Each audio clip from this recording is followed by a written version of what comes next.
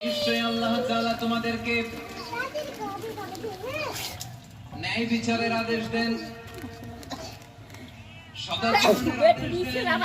তিনি তোমাদের নিকটাত্মীয়দেরকে দানের আদেশ দেন, আর তিনি তোমাদেরকে অশ্লীলতা থেকে নিষেধ করেন, মন্দ কাজ থেকে নিষেধ করেন, অবাধ্যতা সীমা লঙ্ঘন থেকে নিষেধ করেন। তিনি তোমাদেরকে উপদেশ দেন যাতে তোমরা শিক্ষা গ্রহণ করো। সুবহানাল্লাহ। উপদেশ দিচ্ছে স্বয়ং কে? তিনটা জিনিসের আদেশ।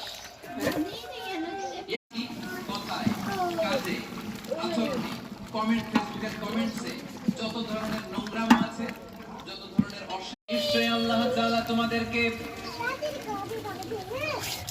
ন্যায় বিচারের আদেশ দেন, সদাচরণের আদেশ দেন। তিনি তোমাদের নিকটাত্মীয়দেরকে দানের আদেশ দেন, আর তিনি তোমাদেরকে অশ্লীলতা থেকে নিষেধ করেন, মন্দ কাজ থেকে নিষেধ করেন, অবাধ্যতা সীমা লঙ্ঘন থেকে নিষেধ করেন। তিনি তোমাদেরকে উপদেশ দেন যাতে তোমরা শিক্ষা গ্রহণ করো। সুবহানাল্লাহ। উপদেশ দিচ্ছে স্বয়ং কে? তিনটা জিনিসের আদেশ।